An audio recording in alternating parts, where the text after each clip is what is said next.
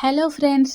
బాలయ్య అయితే 'డాకు మహారాజు' మూవీతో సంక్రాంతి కానుకగా ఈరోజు మన ముందుకి వచ్చిన విషయం మనందరికీ తెలిసిందే. అయితే 'డాకు మహారాజు' మూవీ గురించి బాలయ్య అయితే ఎంతో కష్టపడ్డాడు అంటూ ఇటీవల ఇంటర్వ్యూలో డైరెక్టర్ బాబీ అయితే తెలియచేయడం జరిగింది. ఈ మూవీ షూటింగ్ జరుగుతున్నప్పుడు బాలయ్యకి ఆరోగ్యం సహకరించకపోయినా ఈ షాట్ అయిపోయిన తర్వాతనే క్లోజ్ చేద్దామంటూ ఇంకా డైరెక్టర్ బాబీనైతే ఎంకరేజ్ చేశాడంట.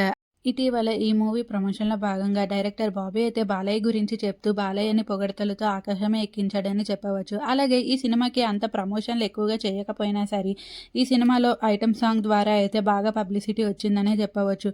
ఆ సాంగ్‌లో కొరియోగ్రఫీ బాలేదంటూ చాలా ట్రోల్స్ అయితే వచ్చాయి. దాని ప్రకారం ఇంకా సినిమాకైతే కావాల్సినంత ప్రమోషన్ అయితే అయిపోయిందనే చెప్పవచ్చు.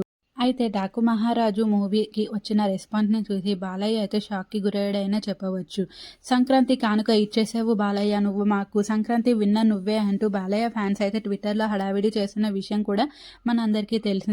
'డాకు మహారాజు' మూవీ చూసిన వాళ్ళంతా తమ ట్విట్టర్‌లో అయితే నాకైతే గూస్ బంప్స్ వచ్చేసాయి. తమన్ మ్యూజిక్ అయితే ఇంకా చెప్పవసరం లేదు. ఎక్కడ స్పీకర్‌లు పేలిపోతాయని భయమేసింది.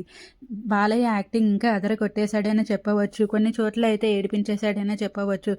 మిగతా హీరోయిన్‌లు కూడా తమ పాత్రలలో అయితే తమ పాత్రకి న్యాయం చేశారనే చెప్పవచ్చు. సినిమా అయితే సూపర్‌గా ఉంది. సంక్రాంతి విన్నర్ బాలయ్యనే అంటూ చాలామంది అయితే బాలయ్య అభిమానులు హడావిడి అయితే చేస్తున్నారు. మరి చూడాలి సంక్రాంతికి వస్తున్న సినిమా రిజల్ట్ బట్టి సంక్రాంతి విన్నర్ ఎవరా అనేది మనకైతే కొద్ది రోజుల్లోనే తెలిసిపోబోతున్నది. డైరెక్టర్ బాబీ అయితే ఎమోషనల్ పోస్ట్ చేశాడనే చెప్పవచ్చు. ఫ్లాప్స్‌లో ఉన్న నాకు అవకాశం ఇచ్చారు. నేను మీకిచ్చిన మాటని నిలబెట్టుకున్నా. 'డాకు మహారాజు' మూవీకి పాజిటివ్ రివ్యూస్ రావడంతో సినిమా యూనిట్ మొత్తం హ్యాపీగా ఉన్నారని చెప్పవచ్చు. బాలయ్య అయితే